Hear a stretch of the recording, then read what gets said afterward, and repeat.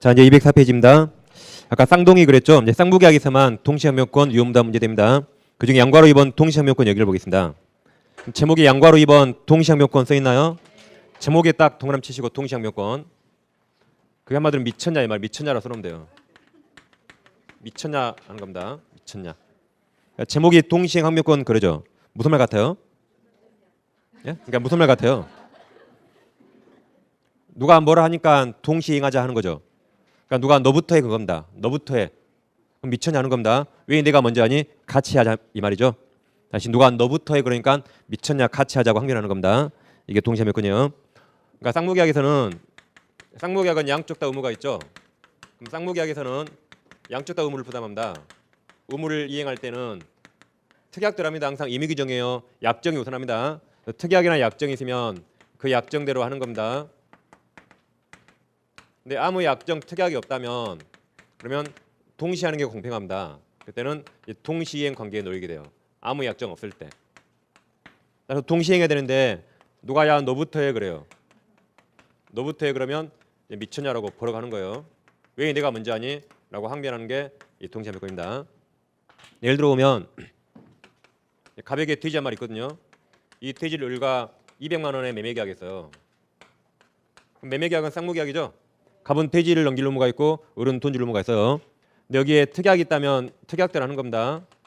즉 예를 들면 갑이 먼저 돼지를 넘기면 을이 월급 받은 다음에 200만 원 주기로 했대요. 그럼 약속대로 갑이 무조건 돼지 먼저 넘겨야 돼요. 그리고 을은 월급 받으면 돈 주면 되는 겁니다. 반대로 을이 먼저 돈을 주면 갑이 돼지를 사서 한 마리 주기로 했대요. 그럼 약속대로 을이 먼저 돈 줘야 됩니다. 그리고 갑은 나중에 돼지를 넘기면 되는 겁니다. 뭐든지 약속대로요. 근데 200만 원 매매 계약만 했지 아무 약속 없대요. 그럼 누가 먼저 해야 돼요? 동시에 하겠죠. 그래서 아무 특약 없는데 갑이 야 너부터 돈 내라 그러면 을이 미쳤냐는 겁니다. 반대로 이 돼지 같은 놈 네 먼저 돼지 넘겨 그러면 갑이 미쳤냐는 거예요. 이렇게 아무 특약 없을 때 서로 동시에 하는 게 공평하죠. 이런 게 동시관계입니다. 마찬가지로 갑이 가구가 있는데 을과 가구를 100만 원에 매매 계약했어요. 그럼 양쪽 다 의무가 있죠. 그럼 특약이 있으면 특약이 따른 겁니다. 즉 갑이 먼저 가구를 주면 을이 일주일 후에 돈을 주기로 했대요. 그럼 약속대로 갑이 먼저 가구를 넘겨야 돼요. 그럴 의무가 있죠. 을은 일주일 후에 돈 주면 되는 겁니다. 반대로 을이 먼저 돈을 주면 갑이 가구를 만들어서 책상이나 이런 걸 만들어서 주기로 했대요. 그럼 약속대로 을은 먼저 돈 줘야 돼요. 그리고 갑은 나중에 가구 넘기면 됩니다. 뭐든지 약속이 우선이에요. 약속, 특약. 근데 아무 특약 없이 그냥 가구를 100만 원에 매매했다. 아무 특약 없죠. 그럼 동시에 하는 겁니다. 그래서 갑이 먼저 너부터 돈 내라 그러면 을이 미쳤냐는 거예요. 반대로 을이 너부터 가구 넘겨 그러면 갑이 미쳤냐고 동시에 하자고 항변하는 겁니다. 그래서 항상 계약법은 약정이 우선해요. 근데 약정이 없을 때는 동시에 하는 게 공평합니다. 그럼 이제 시험용으로 좀 바꿔보면 우리 시험 부동산이 나오겠죠. 갑에게 부동산이 있어요. 을과 갑이 부동산 매매계약 체결했습니다. 10억의 매매계약에서요. 매매계약을 12월 1일 날 체결하면서 이날 뭐라 약속했냐면 금액이 좀 크니까 12월 15일 날 을이 중도금조로 3억을 먼저 주기로 했다 해보세요. 그리고 12월 30일 날 을이 잔금 7억을 다 준과 동시에 갑이 이날 소유권 이전 등기하기로 했어요. 이렇게 갑과 을이 약속했다고 가정해보세요. 그럼 약속을 지켜야겠죠. 이날 다 이렇게 약속했겠죠. 그럼 약속을 지키는 겁니다. 그럼 12월 15일이 되면 갑은 아무런 의무가 없죠. 갑은 변제기 없어요. 갑은 이날 채무 이행할 변제기에 놓이게 되죠. 근데 을은 이날 변제할 게 있네요. 그러면 갑은 의무가 없기 때문에 을 먼저 중도금 주기로 했죠. 그럼 약속을 지켜야겠죠. 이게 선이행 의무예요. 을이 먼저 중도금을 선이행하기로 약속했으니까 약속대로 선이행해야 됩니다. 그럼 이날 을은 중도금 먼저 줘야겠죠. 갑에게 뭐 같이 하자고 동시행하자고 항변할 수 있나요? 갑에게 뭘 같이 이행하자고 항변할 게 없습니다. 그냥 갑은 아직 변제기가 이날 아니거든요. 그러죠? 그래서 먼저 주기로 했으면 먼저 줘야 돼요. 그런 거지. 갑은 의무가 없으니까 뭘 같이 이행하자고 항변할 수 없어요. 즉 우리 이날 이럴 수 있나요? 우리 갑이 이날 전화했어요. 야 중도금 보내. 그럼 우리 미쳤냐 할 수 있나요? 할 수 없죠. 중도금 줘야 됩니다. 즉 갑이 중도금 보내 그러니까 우리 그래요. 너가 소유권 넘기면 나도 중도금 못 줘 라고 할 수 없죠. 먼저 줘야 돼요. 그러니까 이는 동시항명권 없습니다. 선행해야 돼요. 그러다가 이날이 오면 이날은 서로 이제 동시행이잖아요. 그렇죠? 이날. 그래서 갑이 잔금 넘겨 그러면 우리 미쳤냐는 거예요. 동시행하자 항변하는 겁니다. 반대로 우리 너부터 소유권 넘겨 그러면 갑이 미쳤냐는 거죠. 같이 이행하자고 항변하는 거죠. 이날 같이 하기로 약속했잖아요. 뭐든 약속되라는 겁니다. 이처럼 이날은 우리 선의행 의무가 있으니까 우리 선의행해야 돼요. 그래서 같이 하자고 항변할 게 없습니다. 단 예외적으로 우리 중도금 주려고 봤더니 이날은 등기부가 깨끗했는데 약 15일 만에 여기 저당권 등기나 가압류가 엄청 들어왔어요. 그럼 우리 돈 주면 될까요? 이때는 주면 안 되겠죠. 그래서 내가 줄라 봤더니 이 동안에 사정 변화가 생겼으니까 불안해서 돈 못 주겠다고 항변할 수 있어요. 예외적으로 불안해서 중도금 못 내겠다고 항변할 수 있어요. 예외적으로. 그렇지 않으면 동의함이 없으니까 을은 먼저 돈 줘야 됩니다. 자, 그럼 536조 법조문을 잘 이해하세요. 자, 1항 보시면 1항 쌍무계약 당사자 일방은 그 다음 말을 가로쳐 보세요.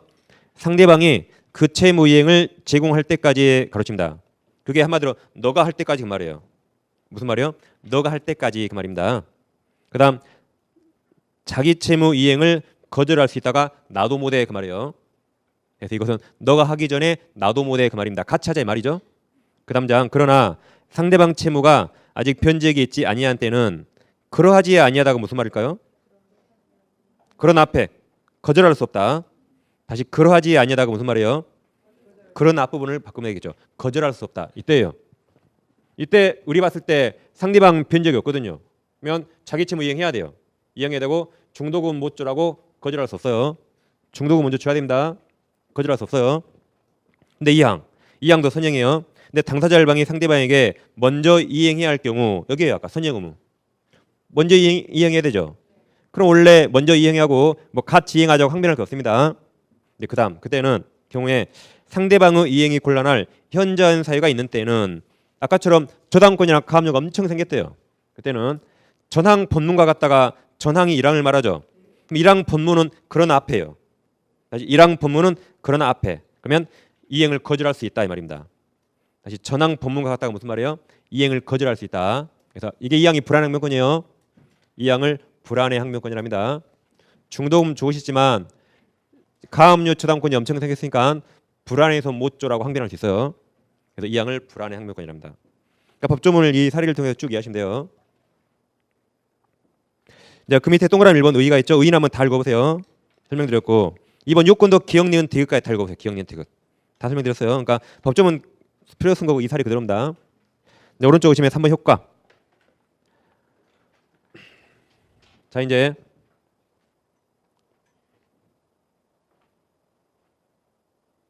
이걸 제가 좀 줄여서 볼게요.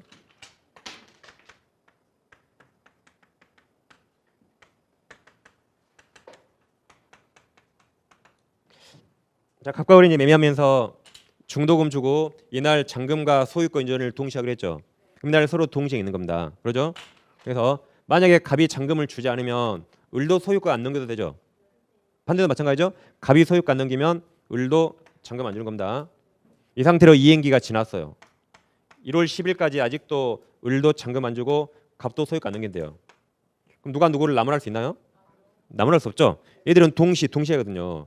그러니까 이행기가 지났더라도 갑이 돈 안 주면 을도 소유권 안 넘기는 겁니다. 반대로 갑이 소유권 안 넘기면 을도 돈 안 주는 거예요. 그래서 둘 다 이행 없이 이행기를 지났더라도 아무도 책임 안 집니다. 둘 다 안 했으니까. 그래서 이행기 지나더라도 아무도 무슨 책임 안 져요. 서로 상대방에게. 갑은 을에게 나무랄 수 없죠. 자기도 약속 안 지켰으니까. 을도 갑을 나무랄 수 없어요. 자기도 약속 안 지켰으니까. 이것을 아무런 책임 없다 그래서 이제 지체 책임 없다고 표현합니다. 3번 효과는 기억. 동시에 항변권이 있는 자는 그럼 너가 할 때까지 나도 안 해도 되죠. 안 해도 되니까 지체 책임 발생하지 않아요. 니은 예컨대 갑과 을이 갑소유 부동산에 대해서 매매 계약을 체결하면서 소유권 이전과 대금 지급을 동시에 이행하기로 한 경우, 즉 이날 이렇게 소유권과 잔금을 동시에 하기로 했다 해보세요. 이렇게. 그다음 갑이 이행 제공하지 않으면, 즉 갑이 소유권 안 넘기면 을은 동시에 항변권이 존재하므로 을은 자신 채무를 이행하지 않아도 되죠. 그래서 갑이 안 하면 을도 안 해도 돼요. 그러게 이행기 지나도 둘 다 아무 책임 없어요. 그래도 을은 자신 채무를 이행하지 않더라도 이행 지체 책임을 부담하지 않습니다. 갑도 마찬가지예요. 갑도 우리 돈 안 주면 갑도 소유권 안 넘기니까 갑도 아무 책임 없어요. 서로. 그래서 항변권 있으면 지체 책임이 있는 게 아닌 겁니다. 일단 오늘은 그 법조문을 정확히 이 사례를 통해 이해하시면 되는 겁니다. 이걸 잘 이해하셔야 돼요. 그리고 이제 위험부담 다 보셨죠? 네, 넘겨보시면 이제 206페이지가 나옵니다. 206페이지. 이제 네모 6번 제3자를 위한 계약이 나오죠.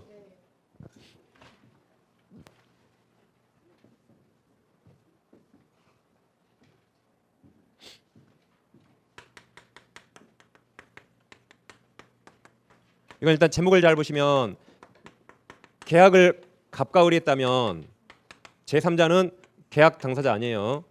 사실 계약을 갑과 을이 했다면 제3자는 계약 당사자가 아닙니다. 그렇지만 갑과 을이 제3자를 위해서 계약한 거죠. 뭐 예를 들면 이건 많이 하죠. 부모님이 보험회사와 보험계약을 체결해요.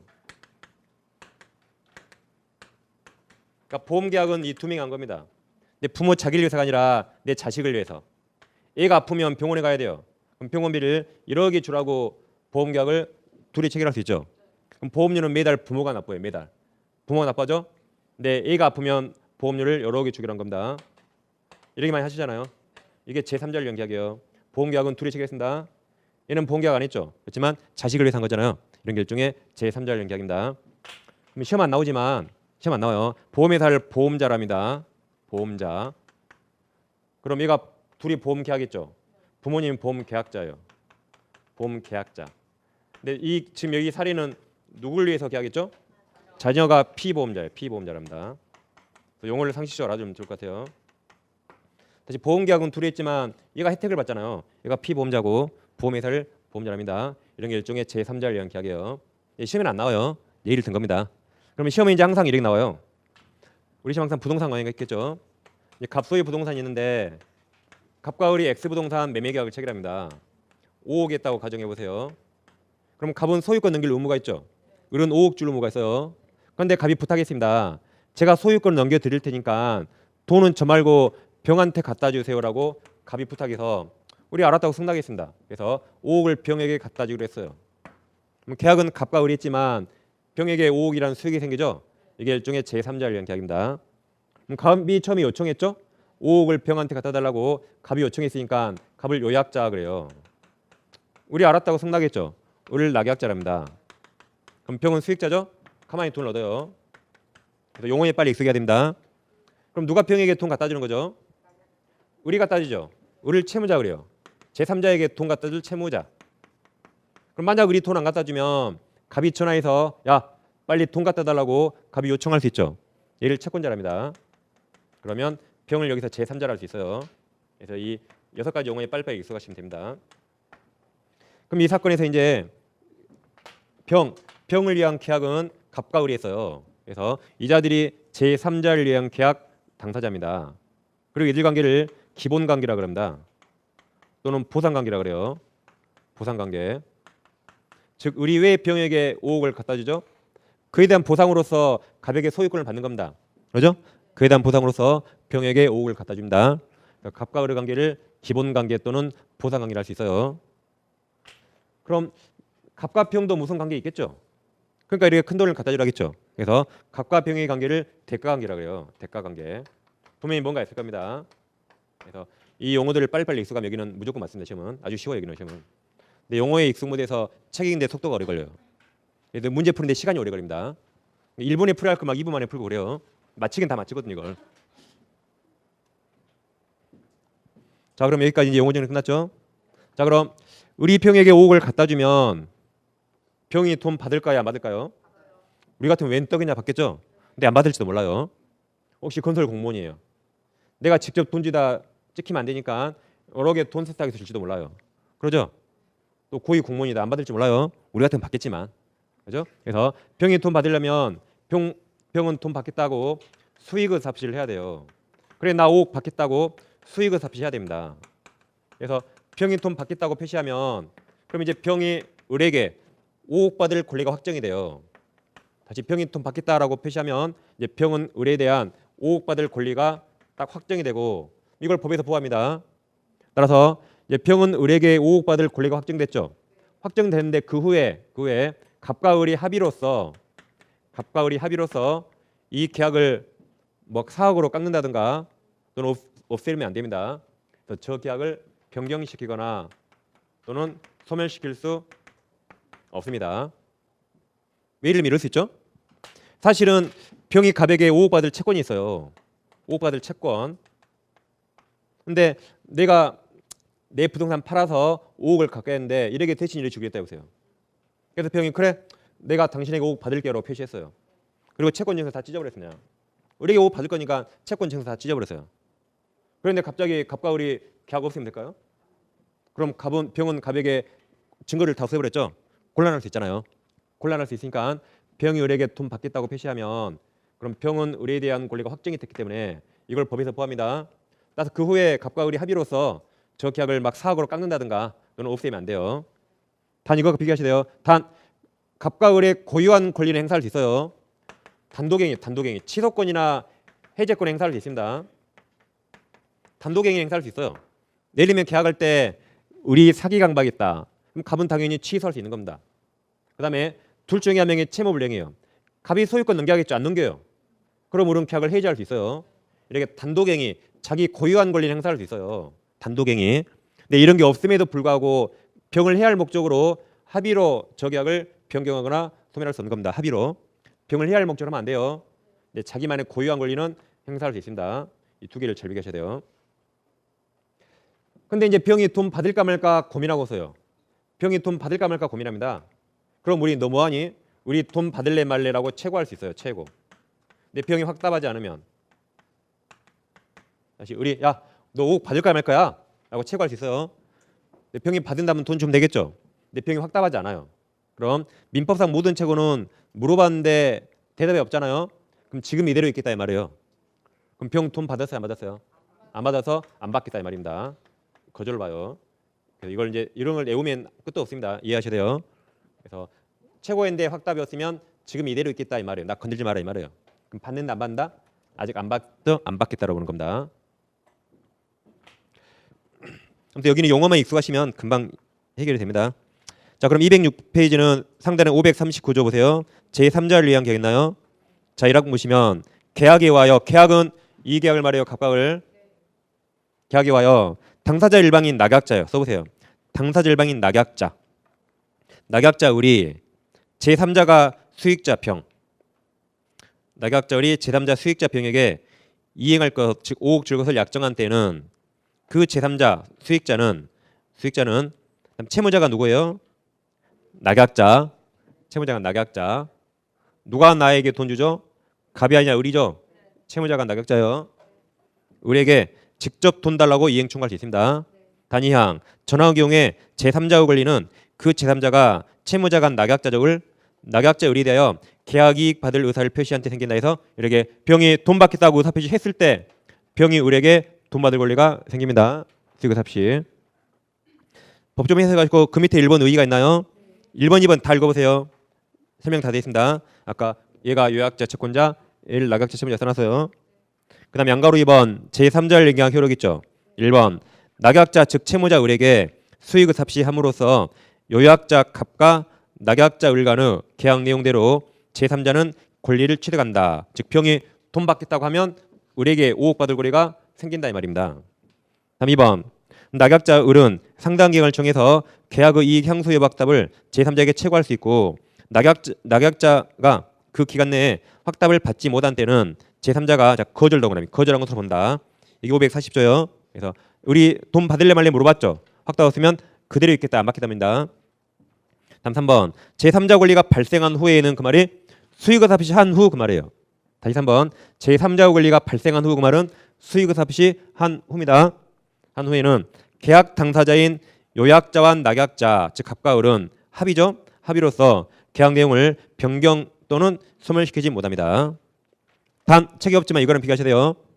자기만의 고유한 권리 행사할 수 있어요. 단독행위 이런 게 없음에도 불구하고 병을 해야 할 목적으로 갑과 을의 합의로 계약을 사억으로 깎는다든가 없앨 수 없는 겁니다. 그래서 계약 당시 을이 사기 강박했다면 갑은 당연히 취소할 수 있어요. 그리고 갑이 소유권 안 넘기면 을은 계약 해지할 수 있습니다. 이런 거 할 수 있어요. 이런 게 없음에도 불구하고 자기들끼리 갑과 을의 합의로 계약을 변경하거나 소멸할 수 없는 겁니다. 두 개를 잘 비교하시면 되겠습니다. 여기서 하면 시험 항상 이렇게 나와요. 여기서 이 사람이 똑같아요. 무조건 갑을병 바뀌지 않습니다. 항상 이래 나와요. 그래서 용어만 빨리 익숙하면 여기 무조건 문제 맞는다 생각하시면 돼요. 근데 얼마나 빨리 맞히냐 시간이 문제예요. 이런 거 한 30초 만에 풀어야 됩니다. 그래야 다른 어려운 문제를 좀 시간을 더 줄 수가 있어요. 그러니까 우리가 맞는 거 확실해. 이건 무조건 맞히는데 시간이 관건이야 말이죠. 전혀 못 맞히겠다는 분위기가 지금. 맞출 수 있어요. 아주 쉽습니다. 그다음 네모 7번 이제 계약 해제가 있나요? 이제 계약을 했으면 계약을 없앨 수 있죠. 그게 이제 해제입니다. 일단 유효니까 해제나 해지합니다. 무효라면 해제할 수 없어요. 그래서 유효일 때 해제나 해지합니다. 유효. 계약은 유효해야 돼요. 그다음 해제는 일회성 계약에서 해제하면 행위시효 소고표가 있어요. 소고표. 네, 해지는 계속적 계약에서 앞으로 향해 없습니다. 앞으로. 장래가 있습니다.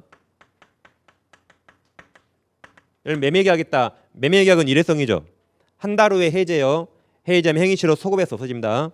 근데 해지는 계속적 계약에서 앞으로를 향해서 없애는 겁니다. 앞으로를 향해서. 우리가 핸드폰 사용하죠. 핸드폰을 그만 사용해요. 그럼 해제요. 해지예요. 앞으로 그만 사용하죠. 해지예요. 지금까지 사용한 건 핸드폰 요금 내야 돼요. 그래서 앞으로 그만 사용하죠. 해지라고 그럽니다. 그러니까 핸드폰 가게에서 저 핸드폰 해지하러 왔어요. 무슨 말인지 알아먹히지만 웃어요 속으로. 저기 해지하고 해지를 모르네. 웃습니다. 비웃어요. 그래서 저 핸드폰 해지하러 왔어요. 그래야 돼. 해지. 그래서 앞으로 그만 사용한단 말이죠.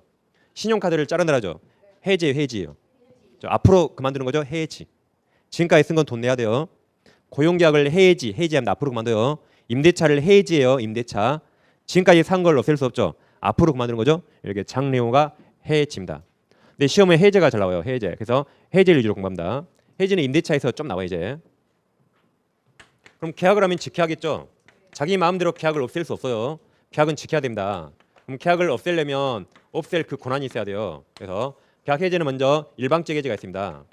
일방적 해제가 단독행위예요. 해제권자가 해지한다라고 말하면 상대방 동의 없이 해제가 되는 겁니다. 그걸 단독행위를 알고 이와 반대로 합의 해제가 있어요. 또는 해제 계약이랍니다. 해제 계약. 이건 했던 계약을 둘이 합의로 없앨 수 있죠. 그걸 말합니다. 즉 어젯밤에 둘이 계약했어요. 둘 다 후회하고 같이 계약을 없앨 수 있죠. 그런 걸 합의 해제 계약이랍니다. 그럼 일방적 해제가 두 가지가 있습니다. 약정 해제와 법정 해제 두 가지가 있어요. 약정 해제란 해제할 사유를 미리 약속으로 정해뒀습니다. 법정 해제란 해제할 사유를 법으로 정해둔 겁니다. 그래서 채무불이행이라고 법에 딱 정해놨어요. 그리고 채무불이행은 두 가지가 있습니다. 이행지체가 있어요. 이행지체는 앞으로 이행할 가능성이 있죠. 근데 이행불능도 있습니다. 이건 앞으로 이행할 가능성이 없어요. 그래서 이 세 가지 경우를 잘 비교하셔야 돼요. 약정해제와 법정해제와 합의해제. 일단 여기 두 개는 단독행위예요. 단독행위입니다. 이런 계약이요. 계약. 이게 근본적으로 다릅니다. 그럼 약정해제는 다시 해제할 사유를 미리 약속으로 정해둔 겁니다. 그 사유가 발생하면 일방적으로 해제할 수 있어요. 이건 예를 들면 간단합니다. 갑에게 토지가 있는데 갑 토지를 을과 매매 계약해요. 근데 매매할 때 매수인이 그랬어요. 나 여기다 건물 질 건데 만약에 내가 토지를 사지만 건축 허가가 나오지 않으면 이 계약 해제합시다라고 둘이 약속해놨대요. 약정하고 매매 계약했죠. 근데 정말로 건축 허가가 안 나오네요. 그럼 갑은 잘 팔았죠? 허가도 안 나온 걸 가지고 있었어요. 그럼 갑이 해제를 원치 않더라도 을이 일방적으로 해제할 수 있어요. 왜 그래요? 약속사유가 발생했으니까. 그래서 일방적 해제입니다. 이해되시죠? 갑이 해제를 원치 않더라도 을이 일방적으로 약정사유 발생하면 해제할 수 있어요. 단독행위요. 일방적 해제. 다음 법정 해제는 누가 채무를 행하면 즉 이행지체나 이행 불가능이 있으면 그 해제가 법정 해제입니다. 그럼 이행지체와 이행 불능을 나눈 이유가 이건 앞으로 이행할 가능성이 있거든요. 여기는 최고를 한번 해야 돼요. 이행할 기회를 주는 겁니다. 그런데도 이행 안 하면 그때 해제하는 겁니다. 근데 이건 이행 불가능이라 이행할 기회를 주는 게 무의미합니다. 이때는 최고 없이 곧바로 해제할 수 있어요. 좀 더 보시면 되겠고. 그다음 합의 해제는 했던 계약을 없앤다 그랬죠. 분명히 어제 갑과 을이 자기들이 좋아서 매매했거든요. 매매 계약 체결했죠. 근데 둘이 밤새 후회했어요. 그래서 갑이 먼저 전화했죠. 우리 어제 한 계약 없애도 될까요? 라고 청약을 해요. 우리 어제 한 계약 없앨까요? 청약했습니다. 을이 노 그러면 해제 못해요. 근데 을도 저도 후회했어요. 그럽시다. 그래 해제합시다. 라고 승낙해서 청약 승낙이 일치했죠. 이렇게 합의로 계약 깰 수 있죠. 이렇게 합의 해제 또는 해제 계약입니다. 합의혼하고 똑같아요. 둘이 좋아서 결혼했죠? 나중에 합의혼할 수 있잖아요. 그렇죠? 자기들 마음이에요. 그래서 또 같이 살고 또 헤어지고 할 수 있어요. 자기들 멋대로라는 거 이건 청약과 승낙이 합치면 되는 겁니다. 이렇게 세 가지 용어를 잘 비교하시고 근데 이제 이게 법에 있거든요. 법정해제. 이게 법에 있으니까 일단 세 가지 비교하셨죠? 그럼 이제부터 앞으로 그냥 해제 그러면 다 법정해제 말합니다. 법에 있으니까. 다시 앞으로 그냥 해제 그러면 다 뭘 말해요? 법정해제. 그러니까 이건 이 말을 꼭 써줘야 돼요. 여기도 이런 둘 중에 이런 말을 꼭 써줘야 돼 이걸. 안 쓰고 그냥 해제 그러면 일반적으로 다 법정해제를 말합니다. 그래서 우리는 세 가지 용어를 잠깐 비교하셨으니까 구분할 수 있으면 돼요. 그리고 이제 우리는 이 법정해제만 공부합니다. 법에 써 있으니까. 그럼 자 206페이지는 제일 밑에 양괄호 1번 의의가 있나요? 의의 보세요. 해제 의의 보세요. 계약의 해제란 자 유효 동그라미 유효. 유효하게 성립하고 있는 계약 효력을 소급 동원하신다. 소급표가 해제는 소급적으로 소멸 동그라미 소멸시키고 처음부터 계약이 존재하지 않았던 것 같은 상태로 회복시키는 당사자의 일방적 의사표시를 말한다. 그러니까 지금 계약 해제는 뭘 말한다? 아무나 쓰면 법정해제를 말해요. 일방적 해제입니다. 네, 그 밑에 이러한 해제권에는 가로쳐 보세요. 첫 번째 가로 당사자의 약정에 의해서 발생하는 약정 해제권 가로칩니다. 여기까지. 다시 두 번째 가로 채무불이행 즉 이행 지체와 이행 불능으로 인하여 발생하는 법정 해제권 가로칩니다. 두 가지가 있다 그랬죠? 네, 우리는 그냥 해제 그러면 다 법정 해제 말합니다. 오른쪽 페이지 구별 개념 있나요? 해지 보세요. 해지 오른쪽 첫째 점만 계속적 계약 관계에 있어서 유효하게 성립하고 있는 계약 효력을 장래 동그라미 장래에 향하여 소멸케 하는 당사자 일방적 의사표시로서 소급표가 없죠? 장래요. 장래요. 그 아래 칸 합의 해제 있나요? 가로 열고 해제 계약이죠. 첫 번째 점 해제 계약은 당사자 간 합의로 계약의 효력을 소멸시키는 점에서 그러니까 사설을 딱 끊으세요.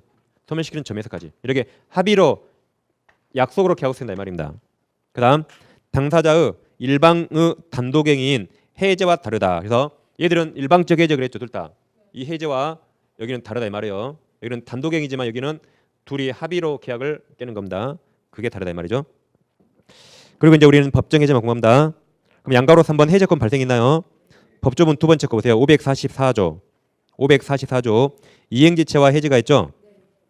그리고 그 밑에는 이행불능이 있어요. 자 잠깐 예를 들어볼게요. 갑부동산을 을과 매매하게 하겠습니다. 매매는 12월 1일 날 했거든요. 다음 12월 15일 날 을은 매매 대금을 다 지급하고 갑은 이날 소유권 이전하기로 했어요. 이전 등기하기로 했습니다. 그럼 이날 둘 다 약속시키기로 했죠. 근데 12월 15일 날 갑이 소유권 이전에 필요한 모든 서류를 다 을에게 교부했어요. 그래서 소유권 이전에 필요한 모든 등기 서류를 다 교부했습니다. 그럼 우리는 돈 주고 이거 받으면 되죠. 근데 우리 돈을 준비 못했네요. 우리 돈 준비 못했죠. 그럼 채무불이행인데 이행 지체입니까? 이행 불능입니까? 앞으로 이행할 가능성 있죠. 이행 지체요. 그럼 갑은 곧바로 해지한 게 아니에요. 너 3일간 기회 준다라고 이행할 기회를 한번 주는 겁니다. 최고를 해야 돼요. 최고가 이행할 기회를 한번 줘요. 너 3일간 일이면 돈 가져와. 그런데도 이행 안 했을 때 그때 해지합니다. 그래서 곧바로 해지한 게 아니에요. 한번 이행할 기회를 주고 그때도 이행 안 하면 그 다음에 해지하는 겁니다. 이게 이행 지체예요. 물론 임의 규정이에요. 특약 유선합니다. 우리는 누가 지체하면 최고 없이 곧바로 해지한다. 그 특약 유예요. 특약 없을 때 이렇게 하는 겁니다. 다시 다 임의 규정. 특약 유선해요. 우리는 누가 채무 불이행하면 해제 같은 건 필요 없다라고 약정하면 약정하는 겁니다. 곧바로 해제해요. 근데 아무 약속 없을 때 법조문처럼 최고하고 해제하는 겁니다. 그다음 이행불능 아까 봐봤죠? 이행불능 아까 언제 봤죠? 아까 별장. 갑소의 별장을 을과 매매했어요. 12월 1일 날. 근데 별장이 소실됐다. 12월 3일 날. 갑 고의과실로. 채무자의 교책 사유로 집이 없어졌대요. 이게 후발주 불능이죠. 근데 채무자에게 잘못했으니까 이게 아까 이행불능이었어요. 그럼 집이 아예 없어졌죠. 그러면 우리 갑에게 기회를 준 게 불가능하죠? 집이 없었잖아요. 뭐 이행할 기회를 줄 필요 있나요? 없죠. 이때는 최고 없이 곧바로 그냥 해제합니다. 최고 없이. 집이 없어졌으니까 최고할 필요 없는 거죠. 근데 544조 이행지체 해제 보세요. 당사자 일방이 그 채무를 이행하지 아니한 때는 상대방은 상당한 기간을 정하여 그 이행을 최고 동원하십니다. 최고하고 그 기간 내에 이행하지 아니한 때 계약을 해제할 수 있다. 여기까지 보세요. 다음 546조 이행불능과 해제. 채무자 책임 있는 사유로 이행이 불능하게 된 때는 채권자는 계약을 해제할 수 있다. 여긴 최고란 말이 없죠? 최고 없이 곧바로 해제할 수 있어요. 그래서 최고가 최저입니다. 그럼 밑에 이제 동그라미 1번 약정 해제권 있나요? 약정 해제권 아까 예를 들었죠? 약정 해제. 아까 이 사례 유사하게 책에 썼어요. 약정 해제는 네 줄 다 체크하고 읽어보세요. 이제 2번 이행지체. 이행지체는 기억과 니은 다 읽어보세요. 기억 니은. 다 체크하세요. 기억 니은. 칠판에 있는 그대로입니다. 그 다음 디귿. 디귿 당사자 간에 최고 없이 해제하기로 특약 동그라미. 그럼 특약 유예요. 임의 규정이니까 법에서는 최고 하라 그랬죠. 근데 우리끼리는 최고하지 말자고 약정하면 약정이 우선하죠. 그 임의 규정. 그래서 특약 유예합니다. 특약한 경우에 그땐 최고할 필요 없이 곧바로 해제할 수 있어요. 근데 그런 특약이 없을 때 544조가 적용돼서 최고하는 겁니다. 그 다음 페이지. 3번 이행불능도 기억니은 다 읽어보세요. 칠판은 그대로입니다. 그 다음 양가로 4번 해제 효과가 있나요? 이제 우리는 법정해제 공부하니까 법정해제 사유는 뭐죠? 계약 당사자 둘 중에 한 명이 채무불이행입니다. 채무불이행을 전제로 해서 법정해제 하는 겁니다. 그래서 제가 이제 거꾸로 써볼게요. 이제 거꾸로 씁니다. 이제 계약 당사자 중에 한 명이 채무불이행하면 어떻게 할 것인가? 이제 타방 당사자는 계약 해지할 수 있어요. 그리고 손해가 있으면 손해배상을 청구할 수 있습니다. 계약 당사자 중 일방이 이행지체나 이행불능 채무불이행하면 타방 당사자는 계약을 해지할 수 있어요. 그리고 이와 전혀 별도로 손해가 있다면 손해배상 청구할 수 있습니다. 그럼 계약 해지는 소급해가 있다 그랬죠? 소급해서 계약이 소멸됩니다. 소멸되기 때문에 마치 무효처럼 자기 채무를 아직 이행하기 전이었다면 이행할 필요가 없어요. 근데 이행했는데 해제됐네요. 이행했는데 해제됐다면 무효라면 부당이득 반환 의무가 있죠. 근데 여기는 원상회복 의무가 있어요. 자세한 건 이럴 때 합니다. 원상회복이란 계약하려면 만났겠죠. 계약 전 상태로 되돌리는 겁니다. 다시 계약 전 상태로 되돌리는 게 원상회복이에요. 그래서 해제는 이행했다면 다시 전 상태로 되돌릴 의무가 있다 생각하시면 돼요. 만나기 전 상태로. 그리고 손해 있으면 별도로 손해배상 청구할 수 있습니다.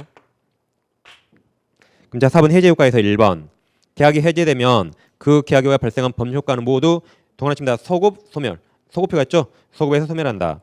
2번 따라서 아직 이행하지 않은 채무는 소멸하므로 이행할 필요가 없고 그러니까 화살표 4선. 그다음에 이미 이행한 채무는 원상으로 회복해야 한다가 원상회복 의무가 발생합니다. 그 다음에 양가로 5번 손해배상 청구. 채무불이행 즉 이행지체와 이행불능 경우에는 해지권과 더불어 손해배상 청구도 발생한다. 손해배상은 이제 이행이익 배상 원칙입니다. 이행이익은 계약대로 이행했었더라면 얻었을 이익 그게 원칙이에요. 그래서 계약이 유효라면 유효일 때 손해배상 나오면 원칙이다. 이행이익 배상이라고 이럴 때 할 겁니다. 이제 그래서 일단 계약 해지하고 손해 있으면 청구할 수 있다 이렇게 큰 틀을 잡으시면 되겠어요. 나중에 몇 개 사례를 더 붙이는 겁니다. 지금까지 이제 모든 계약에 공통되는 계약법 총론을 봤습니다. 다음 오른쪽 보시면 계약법 강론이 있죠. 그래서 원래 매매계약이 나오는데 우리 최근 매매계약을 생략하고 그냥 계약금을 설명하고 있네요. 그래서 계약금은 실생활에 이제 아주 중요하죠. 그래서 다음 시간에 계약금을 공부할 텐데 계약금은 여러분들이 잘못 알고 있는 상식이 너무 많습니다. 그래서 지금 쉬는 시간 10분 동안에 내가 아는 계약금을 다 잊어버리세요. 이거 새롭게 하셔야 돼요. 그래야 헛갈리지 않게 정리 나갑니다. 그리고 실생활에 가계약금 많이 주고받습니까? 이건 공부하지 않아요. 이건 법에도 없고 우리 시험 범위 아니고 시험이 안 나옵니다. 그냥 관행상 있는 거라 이건 우리 공부하지 않아요. 우리는 좀 이따 진짜 계약금만 공부합니다. 그러니까 공부할 때 하고 가계약금 그거 생각하지 이제 마시라 미리 말씀드린 겁니다. 가계약금이 공부하신 분은 수업 시간에 공부 안 해요. 시험이 안 나오니까. 이제 네이버에 제 이름 치고 가계약금 치면 딱 내용이 나오거든요. 제 블로그에. 공부하시면 이걸로 공부하세요. 네이버에 이렇게 치면 제 내용이 제 블로그가 나와서 설명 나온 겁니다. 근데 수업 시간 안 해요. 우리는 진짜 계약금만 공부합니다. 그래서 10분 쉬가지고 이제 계약금을 공부하겠습니다.